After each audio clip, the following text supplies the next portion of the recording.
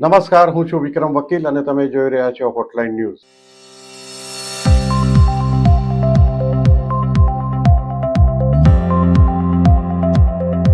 વડાપ્રધાન મોદી હમણાં યુરોપના પ્રવાસે ગયા હતા અને ખાસ જ્યારે નોર્વેના પ્રવાસે ગયા ત્યારે એક કહેવાતી પત્રકાર જેનું નામ છે હેલા લેંગ, આ હેલા લેંગે જ્યારે પ્રેસ બ્રીફિંગ પૂરું થયું નોર્વેના વડાપ્રધાન સાથે નરેન્દ્રભાઈ મોદીનું, અને પૂરું થયા પછી નરેન્દ્રભાઈ મોદી સ્ટેજ પરથી નીચે જતા હતા, નીચે લગભગ ઉતરી ગયા હતા, ત્યારે આ મહિલા પત્રકારે એમને 2-3 સવાલો આડાતેડા પૂછ્યા. Prime Minister Modi, why don't you take some questions from the freest press in the world? એમાં એક તો કે ભારતમાં પ્રેસ ફ્રીડમ નથી, ભારતમાં લઘુમતીઓ પર અત્યાચાર થાય છે અને ભારત પ્રેસ ફ્રીડમની લગભગ 157 કે એમાં નંબરે છે. આ હેલાબેનને ખબર નહીં હોય કે આ જે 157 નંબર કે 102 નંબર ને 1 નંબર જે આપે છે એ સર્વે એજન્સી કોણ છે, એનું અત્યાર સુધી કોઈ પણ ઇન્વેસ્ટિગેશન થયું નથી. આ કોઈ બોગસ એજન્સીઓ હોય છે, પોતાના રૂમમાં બેસીને સર્વે કરતી હોય છે અને ફ્રીડમો ક્યાં વધારે છે કયા દેશમાં નથી, આપણા કરતા અફઘાનિસ્તાનમાં વધારે ફ્રીડમના આગળ આપણા કરતા નંબર છે, આપણા કરતા પાકિસ્તાન આગળ નંબર છે. ક્યાંથી શક્ય થાય? ફ્રીડમ ઓફ એક્સપ્રેશન ને પ્રેસ ફ્રીડમ શું છે એ વિશે તો બહુ મોટી ચર્ચા થઈ શકે. અને વડાપ્રધાન શું કામ જવાબ આપે એવા કે વડાપ્રધાન જ્યારે એમના વડાપ્રધાને પણ જવાબ નહોતો આપ્યો કોઈ પણ સવાલનો. અને આ પ્રેસ બ્રીફિંગ અને પ્રેસ કોન્ફરન્સ વચ્ચે ફેર હોવો જોઈએ. પ્રેસ બ્રીફિંગમાં ફક્ત વડાઓ બે દેશના મળીને બ્રીફ કરે છે પ્રેસને, અને પ્રેસ કોન્ફરન્સ હોય ત્યારે સવાલ લેવામાં આવે છે. અને કેટલાક એવી દલીલ કરે છે કે નરેન્દ્ર મોદી પ્રેસ કોન્ફરન્સ પણ નથી કરતા અને પત્રકારોને મળતા નથી, પત્રકારોનો સવાલ જવાબ આપતા નથી. એનું કારણ પણ ખાસ છે, કારણ કે નરેન્દ્ર મોદીને 2002માંથી અત્યાર સુધીમાં કેટલા બધા કડવા અનુભવો થઈ ચૂક્યા છે કે પત્રકારોની આડમાં ચળવળિયા કહીએ ને આપણે, રાજકીય એક્ટિવિસ્ટ બધા ઘૂસી ગયા છે. અને આવા એક્ટિવિસ્ટોને નરેન્દ્ર મોદી શું કામ ભાવ આપવો જોઈએ? હું અંગત રીતે માનું છું કે નરેન્દ્ર મોદી પત્રકારોને નથી મળતા કે પત્રકારોનો જવાબ નથી આપતા એ એકદમ યોગ્ય કરે છે. આ વિશે આપણી સાથે વધુ વાતચીત કરવા જોડાયા છે જાણીતા પત્રકાર હિમાંશુભાઈ ભટ્ટ. હિમાંશુભાઈ, આપનું સ્વાગત છે હોટલાઇન ન્યૂઝમાં. વિક્રમભાઈ નમસ્કાર, દર્શકોને બી ખૂબ ખૂબ પ્રણામ. હિમાંશુભાઈ, આ જે પત્રકાર છે નોર્વેની હેલો લેંગ, એના વિશે એનું ક્રેડિબિલિટી પણ કઈ નથી. એ જો કોઈ છાપામાં કામ કરે છે બી આપણે ત્યાં આપણા ચડ્ડી બનિયાનધારી પત્રકારો કહીએ છીએ આપણે ત્યાં, જે 400-500 સીબીડી જમાત, નોર્વેની સીબીડી જમાત, સીબીડી એટલે કે 400-500 કોપી છાપતા હોય ને ગમે ત્યાં આપણા ગુજરાતમાં પણ જોઈએ છે એવા જિંદગીમાં એક લીટી લખીને હોય પણ પોતાને પત્રકાર કેવડાવીને પ્રેસ કોન્ફરન્સમાં ઘૂસી જતા હોય છે.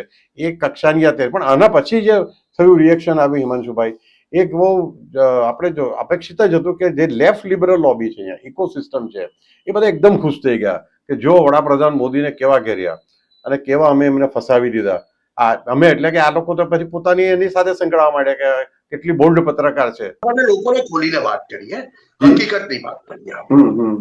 દર્શકો એક વાત સાંભળો, એનું નામ વિક્રમભાઈએ જે પ્રોનાઉન્સ કર્યું ને એ પણ કરાય, અને એનું નામ નોર્વેજિયન છે.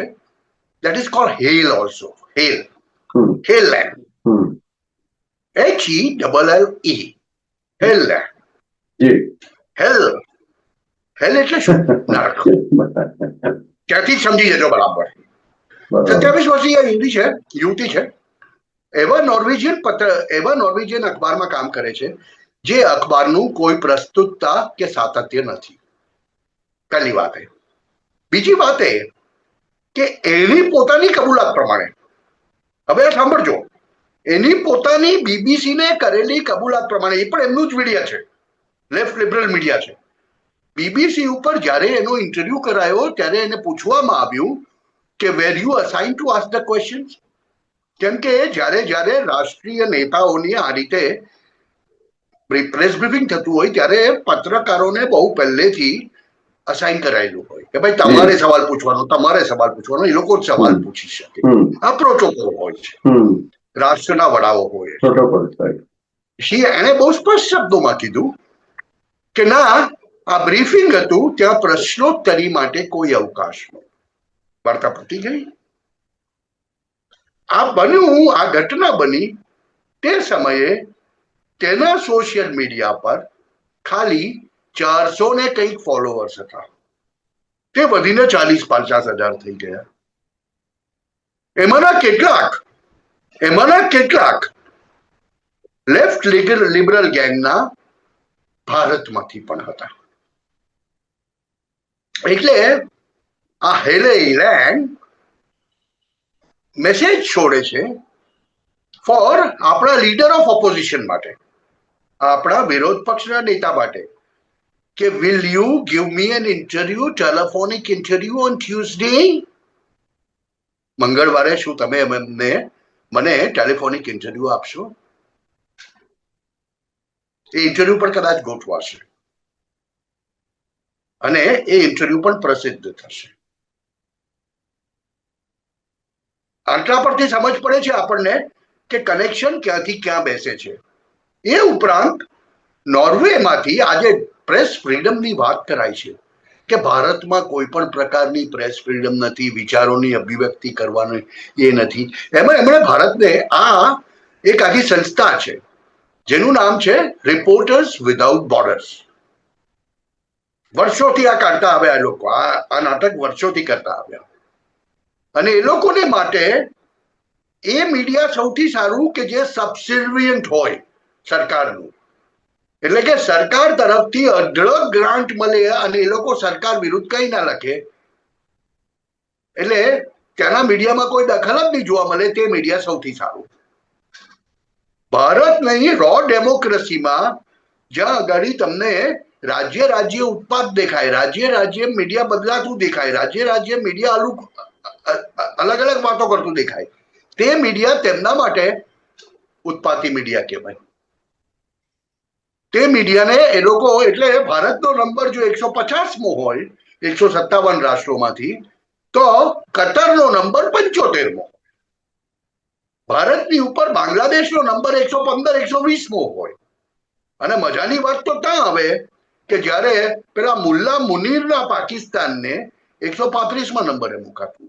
તો આ વાતને મનાય કઈ રીતે? છેલ્લા 3 વર્ષથી આ લોકોનું જયારે આ ઇન્ડેક્સ આવે છે ને, ત્યારે અંગ્રેજી રાષ્ટ્રીય ચેનલ ઉપર આ ઇન્ડેક્સ તો વર્ષોથી આવે છે ને બધા બોગસ આવે. જેમ હેપીનેસ ઇન્ડેક્સ આવે છે, હેપીનેસ ઇન્ડેક્સમાં આપણા કરતા બાંગ્લાદેશ કઈ રીતે આગળ હોઈ શકે?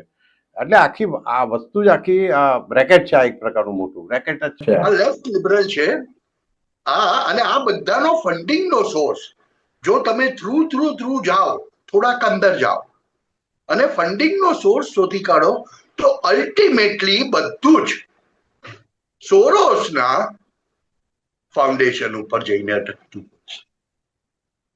આ ટૂલ કિટને માટે ઊભી કરાયેલી એનજીઓ અને સંસ્થાઓ છે. જે રીતે એમ્નેસ્ટી ઇન્ટરનેશનલને ભારતમાંથી તગેડી મૂકવામાં આવ્યું, કેમ? અને નોર્વે જેવા સ્કેન્ડિનેવિયન કન્ટ્રીમાં, નોર્ડિક કન્ટ્રીની અંદર જો ભારતીય વડાપ્રધાન 40 વર્ષ પછી જઈને ત્યાં આગાડી ત્યાંનો સર્વોચ્ચ એવોર્ડ લઈ શકતા હોય કે ગવર્મેન્ટે આપ્યો, તો એ ત્યાં આગાડી ફ્રીડમના નામે, ડેમોક્રેસીના નામે ઘણું બધું દુપ્પલ ચાલે છે. દેખો, યુરોપની સાથે ભારત ટ્રાન્ઝેક્શનલ વ્યાપાર કરે છે. સોશિયલી, પોલિટિકલી એમની સાથે આપણા વ્યૂ ક્યારે મળવાના નથી ભારતીય સંસ્કૃતિમાં. હવે આ બાબતોને તમારે ધ્યાનમાં રાખીને તમે જ્યારે યુરોપની સાથે વ્યવહાર કરો ત્યારે કરવો પડે. ઇટાલી જેવું કદાચ એકાદ જ રાષ્ટ્ર છે, કેટલેક અંશે ફ્રેન્ચ અને કેટલેક અંશે જર્મન, એનાથી આગળ તમે બીજા કોઈ રાષ્ટ્રની સાથે, ખાસ કરીને આ નોર્ડિક કન્ટ્રીઝની સાથે તમે સોશિયો પોલિટિકલ અલાઇનમેન્ટની વાત ન કરી શકો. એટલે ત્યાં આવું કોઈ પણ બને, કેમ કે જુઓ, નોર્વે જેવી જગ્યામાં દર્શકોને હું એક હકીકત આપી દઉં સાહેબ, નોબેલ બી ત્યાંથી જ અપાય. નોબેલની પ્રસ્તુતતા શું? આજે નોબેલની પ્રસ્તુતતા શું રહી ગઈ? નહીં, એ વાત તો આપણે તમારી સાચી છે, પણ હું એક બીજી એક વાત અહીંયા કહેવા માંગુ છું કે ભારતમાં ફ્રીડમ ઓફ પ્રેસની ભાજપ 2014માં નરેન્દ્ર મોદી મુખ્યમંત્રી બન્યા એ પહેલા તો જાણે કે બધું જ ફ્રીડમ હતી. આજે એક ટીવી પર ડિબેટ જોતો હતો, એના એન્કર એને બહુ સરસ વાત કરી.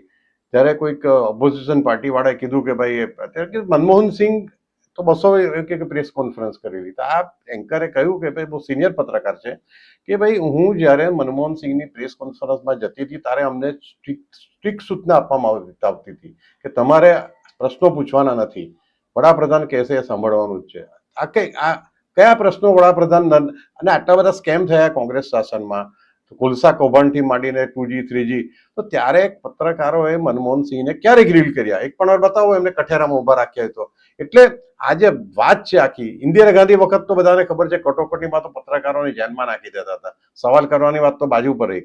આજે તો પત્રકારો આ રવીશ કુમારથી માંડીને બધા છેલ્લી કક્ષાનું રોજ ઝેર રોકે છે, છતાંય ખુલ્લેઆમ કરી શકે છે. ક્યાં રોગ છે કોઈ? ઝેર રોકે છે એનો મતલબ જ એ થયો. કેમ ઝેર રોકે છે? કેમ કે એમનો ગ્રાસ નરેન્દ્રભાઈએ જઈને લૂંટી લીધો છે. હા, એ પણ ફ્રીડમની વાત કરી છે, ખતમ કરી દીધું છે. મને તો કોઈ દિવસ તકલીફ પડી નથી. નરેન્દ્રભાઈ જ્યાં સુધી ગુજરાતની અંદર હતા ત્યાર પછી તો મારે કોઈ પ્રયોજન નથી પડ્યું એમને જઈને મળવાનું. પણ જ્યાં સુધી ગુજરાતમાં હતો ને ગુજરાતનું રિપોર્ટિંગ સુરતમાં રહીને કરતો હતો, મને ખબર છે કે હું અઢળક વાર એમને વારંવાર વ્યક્તિગત રીતે મળ્યો હોય છે અને મને કોઈ દિવસ એવું નથી બન્યું, કોઈ દિવસ એવું નથી બન્યું કે અપમાનિત થઈને હું બહાર આવ્યો. દરેક પ્રશ્નનો સરખો શાંતિથી બેસીને જવાબ આપવા માટે એક મુખ્યમંત્રી બેઠેલા હોય છે અને તે આપે છે. એમને આપ્યા છે. અરે ભાઈ, 36 ગાડીઓનો કોન્વોય જયારે ચાલતો હોય ને, એ કોઈ 3 દિવસની યાત્રા પર હોય અને તમે કોન્વોયની અંદર બી ચાલતા હો પત્રકાર તરીકે, પત્રકારોની 2-3 ગાડી, તો એને એ પણ ગાડીનો નંબર સુદ્ધા ખબર હોય. જ્યારે તમારી સાથે ઇન્ટરવ્યુ કરે ત્યારે તેની 15 મિનિટ પહેલા તમને સ્પેસિફિકલી ચોક્કસ ગાડી નંબર સાથે બોલાવવામાં આવે. એટલે એમના માટે તમે જયારે વાત કરો કે આ તો રાષ્ટ્રીય મીડિયા પર, તો આપણે ત્યાં કેટલા એવા ખાઈ બનેલા પત્રકારો છે જે એમ માનતા હોય કે કેબિનેટ મારા ઘરમાં બનવી જોઈએ, મારા ઘરમાં રચાવી જોઈએ. એનડીટીવીએ આ નોર્વેની પત્રકારનો ઇન્ટરવ્યુ કર્યો. એમાં એને પૂછ્યું ભારત વિશે, ભારતમાં શું ચાલે છે. એટલે આને બ્રીફિંગ કરવામાં ફક્ત એક સવાલ પૂછતું જેને ખબર હતી. એને પૂછ્યું કે તમે ભારત વિશે શું જાણો છો? એ સાંભળવા જેવી વાત છે. ત્યારે આ બેને એમ કહ્યું કે ભારતના યોગ અને ત્યાંની કરી, એટલે કે આપણું જે કરી ગઈ કઢી નહીં, કરી જે આપણું મસાલાવાળી જે હોય છે એ મને બહુ પસંદ આવે છે. એ વિશે મેં જોયું છે. આ એનું ભારત વિશેનું જ્ઞાન છે. એ સિવાય એને કે ભારતની બેકગ્રાઉન્ડ પણ ખબર નથી. અને ભારત વિશે સવાલ પૂછ્યો છે. હા, ભારતમાં પ્રેસની સ્વતંત્રતા છે કે નહીં એની વાત કરવી છે. એટલું જ એને ખબર હતી કે આ 2 સવાલ મારે પૂછવાના છે. એ સિવાય ભારત વિશે આ તો એને કોઈકે બ્રીફ કરવામાં આવી હતી. એ માટે એ કોંગ્રેસ પક્ષ પણ હોઈ શકે કે ત્યાંના જે આપણે લેફ્ટ લોબી છે એ પણ હોઈ શકે, એની અંદર કોઈ પણ હોઈ શકે. લિબરલ વોક આ બધા એક જ છે. આખા આ એક વિશ્વમાં લોબી છે. આ એક એવી વિચારધારા છે જે વિચારધારા કઈ નહીં કરીને રાષ્ટ્રો ઉપર સામ્રાજ્ય ચલાવતી હતી. બહુ વખત સુધી આ કામ કર્યું. એટલે હવે જયારે એમનો ગ્રાસ લૂંટાઈ જાય છે, આ એ જ બરખાદ, હવે રવીશ કુમારનું નામ, બરખાદતનું નામ, એના ઘરની અંદર નક્કી થતું હોય કે મનમોહન સિંહની કેબિનેટમાં કોણ હશે, તો પછી એ બરખાદત એક્સપેક્ટ કરે જ કે નરેન્દ્ર મોદીની સરકાર આવે તો મોદી મને બોલાવે. પણ નરેન્દ્રભાઈ જયારે કોઈ પણ ઘાસ દાણો ના નાખે ત્યારે શું હાલત થાય એમની? આજે એ જ બરખાદતને સ્મશાનમાં જઈને વિડીયો બનાવવો પડે છે અને તો પણ 10,000 વ્યૂ નથી મળતા. આ તો વ્યક્તિ વિશેષની વાત નથી કરતો હું, ઇન્ડિવિજ્યુઅલની. એ લોકોની જે સ્થિતિ થઈ છે, આખી લ્યુટિયન્સની વાત કરો કે રાજદીપ સરદેસાઈ જેવાને જ્યારે ગુજરાતના મુખ્યમંત્રી હતા એ એનડીટીવી થી કવરેજ કરતા તો ગુજરાતમાં, આ મારો વ્યક્તિગત અનુભવ તમને જણાવું છું આજે, ત્યારે પણ નરેન્દ્રભાઈ ઓળખતા હતા અને એની સાથે ક્યારેય ગમે તેમ વાત નથી કરી. એમની સાથે બહુ અદબપૂર્વક વાત કરતા હોય છે કે હા ભાઈ તમે આવ્યા અહીંયા પણ સાચું રિપોર્ટ કરજો. એટલો કોઈ મુખ્યમંત્રીનો અધિકાર છે કે નહીં? કેમ કે રાજદીપ સરદેસાઈ જ્યારે રાયપુર દરવાજાની બહાર ઉભા રહે અને પાછળ રાયપુર ભજીયા હાઉસનું બોર્ડ વંચાતું હોય આપણને, ત્યારે એમ કે હું અમદાવાદની ભારત પાકિસ્તાન બોર્ડર ઉપર ઉભો છું, દરિયાપુર દરવાજા વાડીગામ પાસે. તો ગુજરાતીઓ તો હશે જ ને. પછી ગુજરાતીઓને એ રાજદીપ સરદેસાઈના રિપોર્ટિંગ ઉપર કેટલો વિશ્વાસ છે? મારા કહેવાનો મતલબ એ છે, અને આ વસ્તુ હકીકત છે. હમણાં બે ઘટના સાયમિલ્ટેનિયસલી બની. એક તો આજે નોર્વેમાં થયો અને ત્યાર પછી વડાપ્રધાન ઇટાલી ગયા. ઇટાલીના વડાપ્રધાન સાથે એમના ટ્યુનિંગના ફોટોગ્રાફ મૂક્યા, સાથે એ લોકોએ આનંદની પણો માડી. નેચરલી છે, બે દેશના વડા મળે ને ટ્યુનિંગ સાચો હોય, બંનેની વિચારધારા એક સરખી છે, જમણેરી વિચારધારાવાળા છે બંને. તો એને માટે પણ ટ્રોલિંગ કરવામાં આવ્યું સોશિયલ મીડિયા પર, જાત જાતનું મીમ્સ બનાવવામાં આવ્યા. એટલે આ લોકોની જે બળતરા છે એ બીજી છે. એ લોકોને જે બળતરા થાય છે વિક્રમભાઈ, આમાં તો કહું, આ તો જાણી જોઈને જોર્જિયા મેલોની અને નરેન્દ્રભાઈ મોદીએ પણ એમને ખબર છે કે લોકોને બળતરા થાય છે, એટલે આગમાં ઘી હોમ્યું છે. તમે એ પેલો 3 સેકન્ડનો વિડીયો જુઓ. જોર્જિયા મેલોની કહે છે કે ભારતના વડાપ્રધાન મારા માટે ભારતથી બહુ સારી ટ્રોફી લાવ્યા. એ આગળ કઈ નથી બોલતી, તો નરેન્દ્રભાઈના મોઢામાંથી નીકળે છે મેલોડી. મેલોડી મીન્સ મેલોની અને મોદી. આ હેશટેગ જોર્જિયા મેલોનીએ 2023માં G20 વખતે જયારે આવેલા ત્યારે પહેલી વાર આપેલો અને એના 5 મિલિયન વ્યૂઝ આવેલા. આ એનો ઇતિહાસ છે.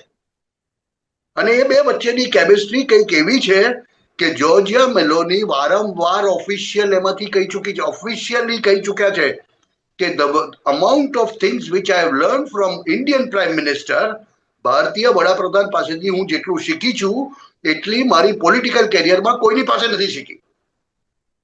અને આ જોર્જિયા મેલોની જયારે વ્હાઇટ હાઉસમાં જઈને બેસે ને, ટ્રમ્પે જયારે આખા 7 યુરોપિયન દેશોને બોલાવીને વ્હાઇટ હાઉસમાં બોલાવીને બેસાડેલા, ત્યારે જોર્જિયા મેલોની એની બાજુમાં બેસવા તૈયાર નહીં હતી. એનું મોઢું અને એના ઉપરથી ખબર પડી જતી હતી કે she wears her expressions on her face. એ તરત બતાવી દે છે. એટલે ટ્રમ્પને નકારીને મોદીની સાથે આનાથી છે ને ઘણા બધા લોકોને બહુ મોટી બળતરા થઈ છે. એ જે કેમિસ્ટ્રીની વાત મેં એટલા માટે જ કરી કે જે નોર્વેમાં થયું, આપણે મૂળ વાત જે કરતા હતા નોર્વેની પત્રકારની, અને એને પત્રકારોને પૂછવાનો કેટલો હક છે, હક ચોક્કસ છે, પરંતુ તમે ગમે તે સ્થળે વડાપ્રધાનને ઉભા રાખીને પ્રશ્ન નહીં કરી શકો. એ જયારે પ્રેસ કોન્ફરન્સ બોલાવે ત્યારે કરી શકો. અને તમે જે કહ્યું બરાબર કહ્યું કે આ આખું પ્લાન્ટેડ હતું. આવા પ્રકારના વિડીયો તમને જોવા ગમતા હોય તો હોટલાઇન ન્યૂઝ ચેનલને લાઇક, શેર અને સબસ્ક્રાઇબ કરો.